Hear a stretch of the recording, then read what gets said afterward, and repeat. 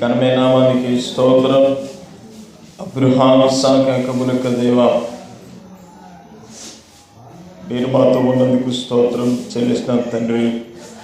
రాత్రి కాచి కాపాడినందుకు వందనాలైనా. ఈ ఉదయకాల సమయంలో నీ ప్రజలతో మీరు మాట్లాడమని యేసయ్య నామములో అడుగుతున్నాను తండ్రి. ఆమేన్. హల్లెలూయా. క్రీస్తునందు ప్రియమైన సహోదరి సహోదరులారా, మనం నిన్నటి రోజు ధ్యానించుకున్న వాక్యాన్ని పార్ట్ 2గా ఈ పూట మనం ధ్యానం చేసుకుంటున్నాం. సంఖ్యాకాండము 24వ అధ్యాయము 17వ వచనాన్ని ఒకసారి చదువుదాం. సంఖ్యాకాండము 24వ అధ్యాయము 17వ వచనం. ఆయనను చూచుచున్నాను కానీ ప్రస్తుతమున ఉన్నట్టు కాదు, ఆయనను చూచుచున్నాను గాని సమీపమున ఉన్నట్టు కాదు. నక్షత్రము యాకోబులో ఉదయించును, రాజదండం ఇశ్రాయేలు నుండి లేచును, అది మోయాబు ప్రాంతములను కొట్టును,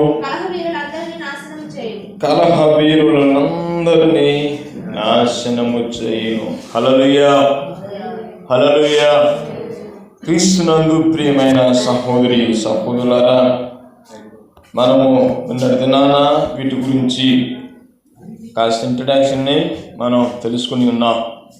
ఈరోజు పూర్తి సందేశాన్ని ఈ పూట మనం తెలుసుకోబోతున్నాం. మనం వాక్యం యొక్క అంశం ఏంటంటే యాకోబులో నక్షత్రం. చెప్పండి, యాకోబులో నక్షత్రం. ప్రియమైన దేవుని బిడ్డలారా, ఇశ్రాయేలు ప్రజల్ని బాలాకు రాజైన ఈ మోయాబీయుడు బిలాము ప్రవక్తను పిలిపించి ఏం చేశాడు? ఇశ్రాయేలు ప్రజలందరూ శపించబడాలి, వారు నాశనం కావాలనేసి బలిపీఠాలు కట్టి ఆ బలిపీఠాల మీద కోడెలను, దున్నపోతులను, మేకలను దేవుని ప్రజలైన వారికి వ్యతిరేకంగా ఈ యొక్క మోయాబీయుడైన బాలాకు రాజు లేచాడు. అయితే ఈ బిలాము ప్రవక్త ఎప్పుడైతే శాపవచనాలు తన నోట వచ్చాయో ఆటోమేటిక్గా దేవుని యొక్క ఆత్మ ఆ శాపాలను లోన్ నుంచి రానికుండా శుభవచనాలను పలికించటం మనం చూసాం. హల్లెలూయా, హల్లెలూయా. అయితే దేవుని బిడ్డలారా, మనం జాగ్రత్తగా గమనించండి. దేవుని ప్రజలను సర్వనాశనం చేయటానికి ఈ లోకంలో అనేకులు కంకణం కట్టుకొని ఉంటున్నారు. ఇప్పుడే కాదు, ఆ దినాల్లోనే క్రైస్తవ్యాన్ని సర్వనాశనం చేయటానికి సాతాను ఆత్మ ఎవరిలో దూరింది? రోమియుల యొక్క హృదయాలలో జొరబడి భూమి మీద ఎవరైతే యేసు ప్రభు నమ్ముకుంటారో వాళ్ళందరినీ సర్వనాశనం కావాలని శాసనాలు, మరణ శాసనాలు ప్రపంచ దేశాలకు ప్రకటించాయి. మీరు క్రైస్తవ హతసాక్షులు అని ఒక పుస్తకం ఉంది.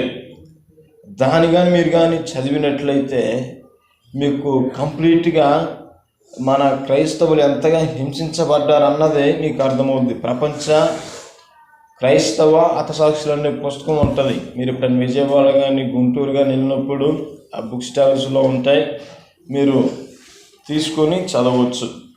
అయితే దేవుని బిడ్డలారా, రాను రాను ఈ క్రైస్తవులు ఎవరికి భయపడట్లేదు. కత్తులకి, కటారులకి, మరణానికి కూడా భయపడట్లేదు. అయితే ఇప్పుడు కొత్త ట్రెండ్ ఏంటంటే దేవుని బిడ్డలారా గమనించండి, కొంతమంది మాంత్రికులు, కొంతమంది తాంత్రికులు, వీళ్ళందరూ లోయల్లో, కొండల్లో, అండర్ గ్రౌండ్లోనికి వెళ్ళి క్రైస్తవులు అనబడిన వాళ్ళు సర్వనాశనం అవ్వాలని వారు ఏం చేస్తున్నారు? చేతబడులు, చిల్లంగితన పనులు, భయంకరమైన దుష్ట పనులన్నీ చేస్తున్నారు. ఎవరి నాశనం కోసం? మన నాశనం కోసం. చెప్పండి, ఎవరి నాశనం కోసం? అయితే మనకెవరు కాపుదలగా ఉన్నాడు? ప్రభువైన యేసుక్రీస్తు మనకు తోడుగా ఉన్నాడు. హల్లెలూయా. మనం కాపాడు దేవుడు కొనక్కడో నిద్రపోడు. మనం రాత్రంతా నిద్రపోయి ఇప్పుడు మేలుకొని తెల్లారుజామున వచ్చాం. మనం పాటలు పాడుతూనే కునుకుతూనే ఉన్నాం పక్క నిద్రతోనే. యేసురత్తే జయం. నిద్ర వచ్చిన అందరూ హల్లెలూయా చెప్పండి. నిద్రపోవట్లేదా? దీని మీ అందరిని దీవించును గాక. Very good. దేవుని మెట్లారా గమనించండి.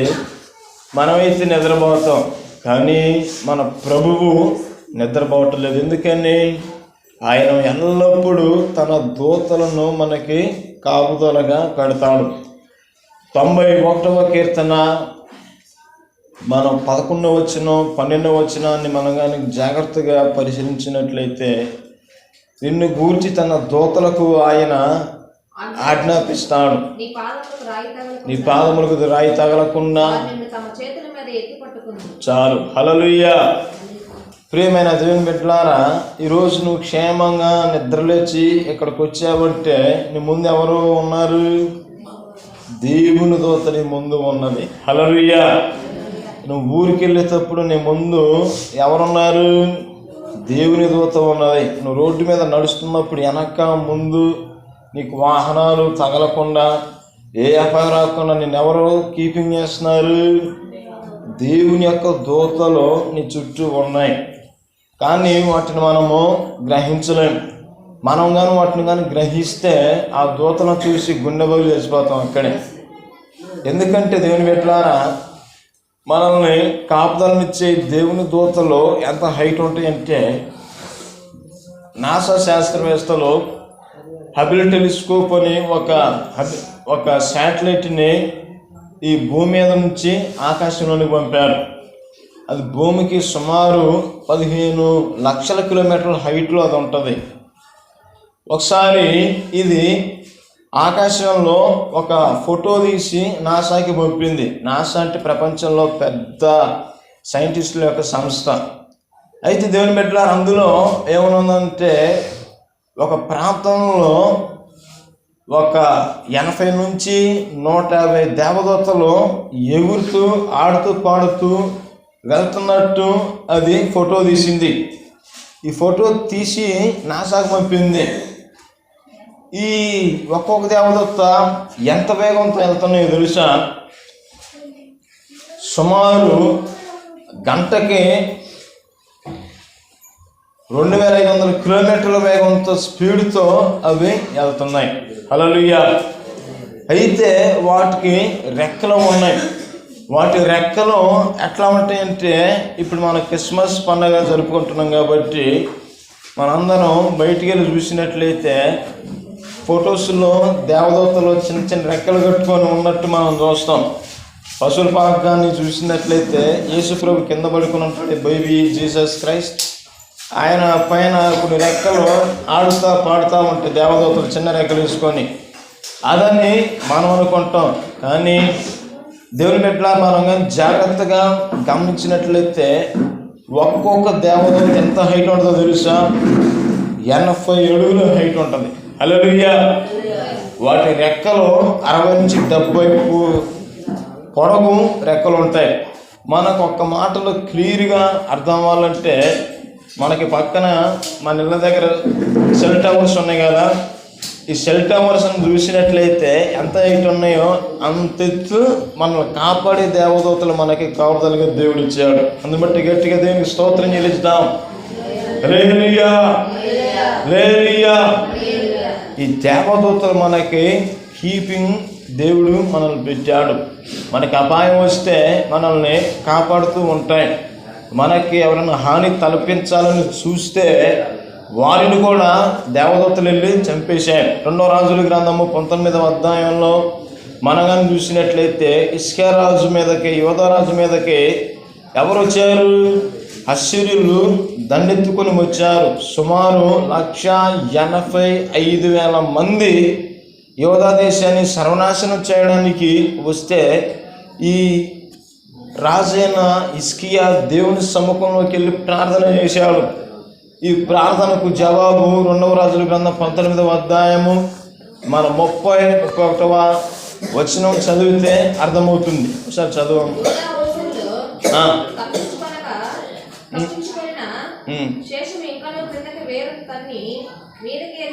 రెండవ రాజుల గ్రంథం 19వ అధ్యాయము 30-31. రెండవ రాజుల గ్రంథం 19వ అధ్యాయం. రెండవ రాజుల గ్రంథం 19వ అధ్యాయం.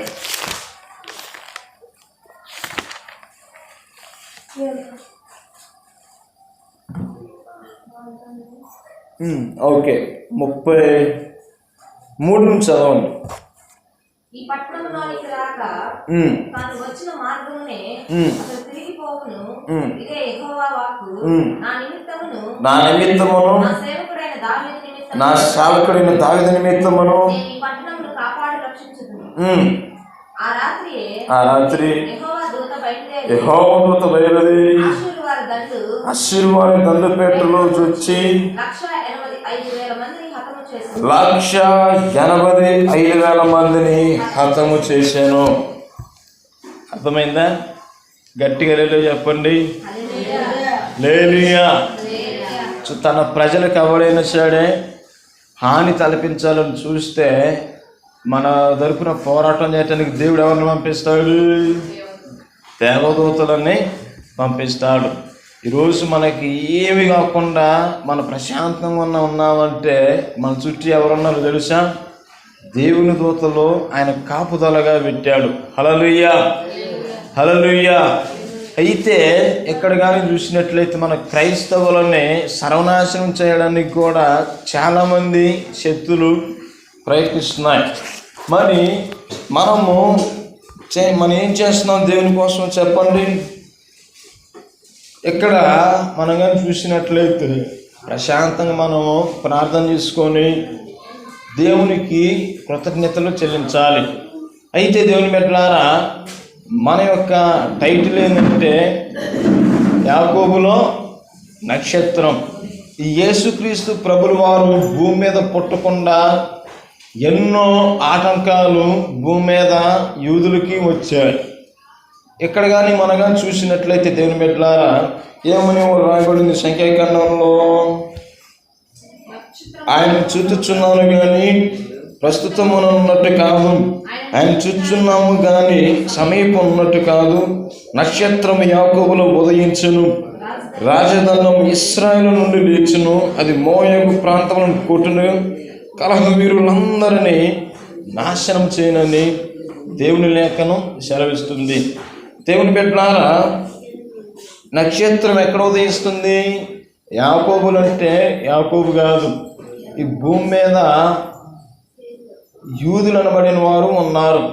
ఈ యోధా సంతతి ఎవరిలో నుంచి వచ్చారు? యాకోబులో నుంచి వచ్చారు. హల్లెలూయా. యాకోబుకి ఎంతమంది పిల్లలు చెప్పండి? 12 మంది సంతానం. హల్లెలూయా.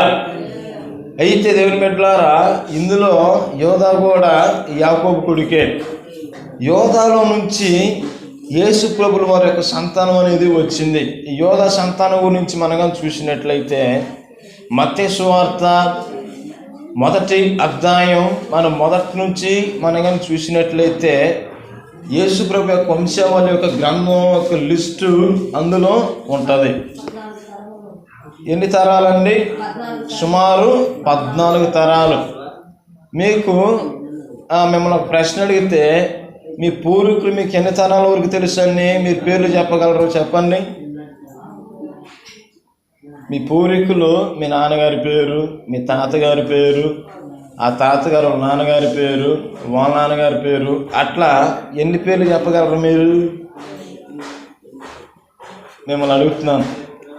యేసు రక్తమే జయం. నేనైతే ఒక 4 చెప్పగలను, అంత మించి ఎక్కువ చెప్పలేను. మా తాత పేరు కోటయ్య, వాళ్ళ ఫాదర్ పేరు గోపాల్, వాళ్ళ ఫాదర్ పేరు ఏంటి ఇంకా నాకు తెలియదు. యేసు రక్తమే జయం. కానీ యూదులు మాత్రము ఎట్లా చెప్పాలో తెలుసు. వాళ్ళు నేను ఇశ్రాయేలుడిని అని చెప్పితే 14 తరాల పేరును వెనక చెప్పాలి. హల్లెలూయా. అది వారి యొక్క ప్రూఫ్. యేసు రక్తమే జయం. మీరెన్ని చెప్పగలరు అట్లా? మాకంత జ్ఞానం లేదండి. యేసు రక్తమే జయం.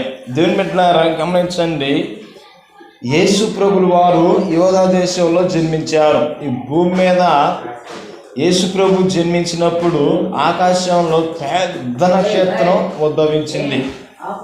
హల్లెలూయా. ఈ ఆకాశంలో ఈ నక్షత్రం ఉదయించినప్పుడు ఆ నక్షత్రాన్ని కనుగొనటానికి ప్రపంచంలో గొప్ప జ్ఞానులు ఆయన నక్షత్రాన్ని వెంబడించుతూ వచ్చారు. హల్లెలూయా.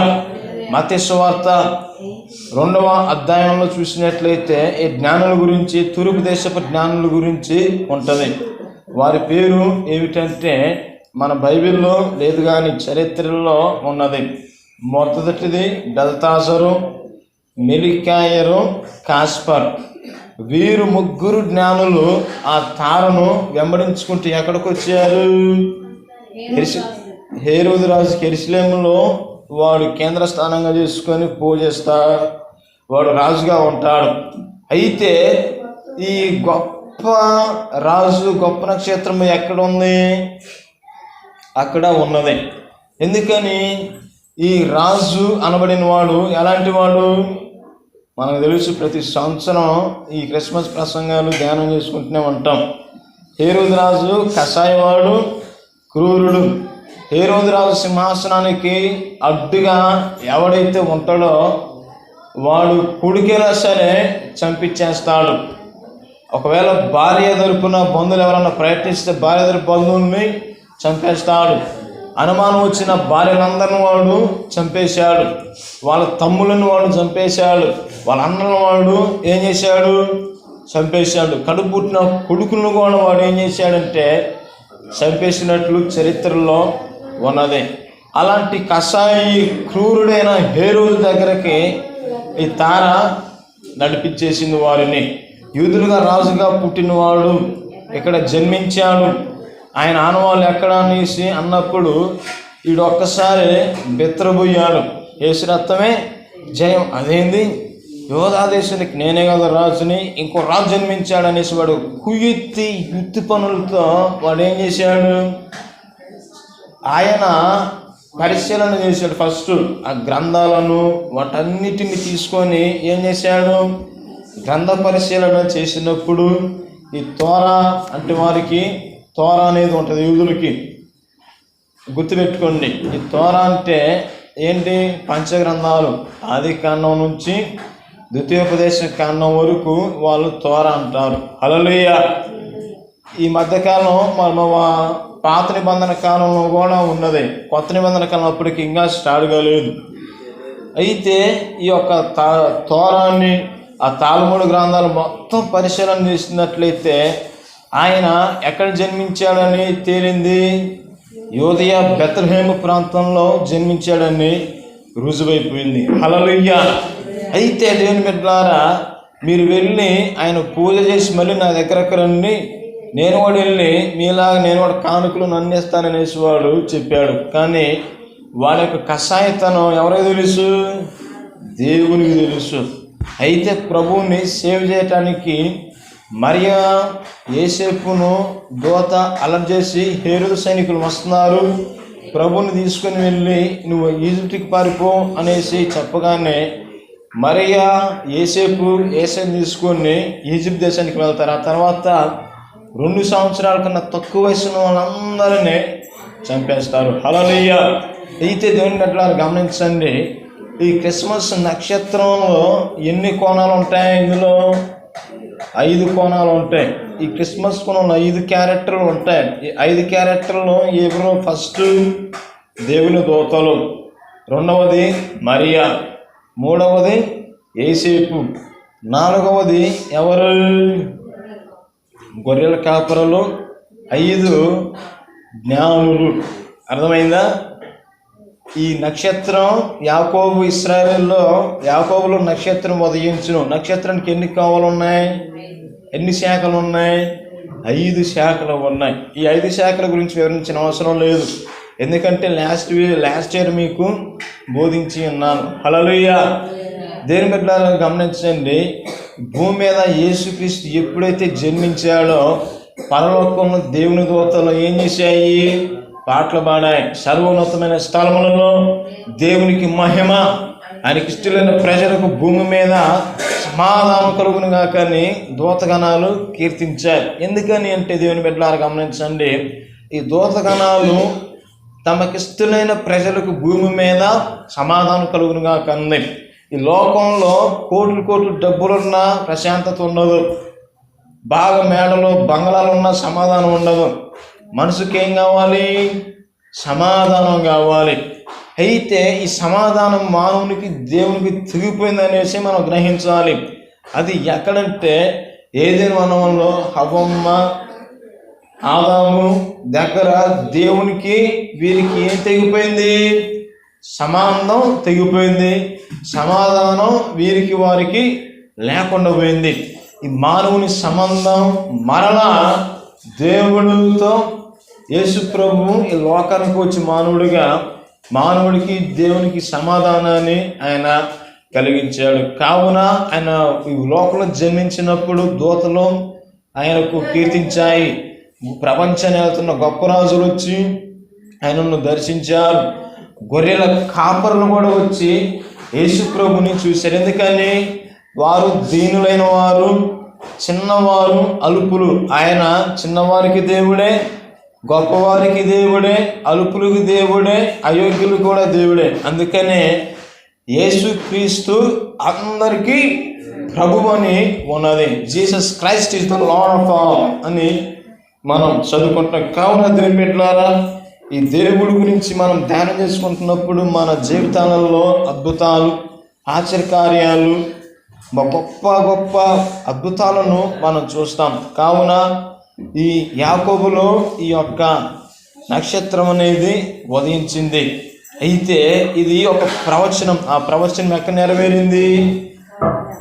యేసు ప్రభు యొక్క కాలంలో నెరవేరింది. అయితే దేవుని బిడ్డలారా, మనం కానీ గమనించినట్లయితే అది ఎక్కడో నక్షత్రం ఉదయించిన మాత్రాన రక్షణ కాదు, కానీ క్రీస్తునిలో ఉదయించినప్పుడే నిజమైన క్రిస్మస్.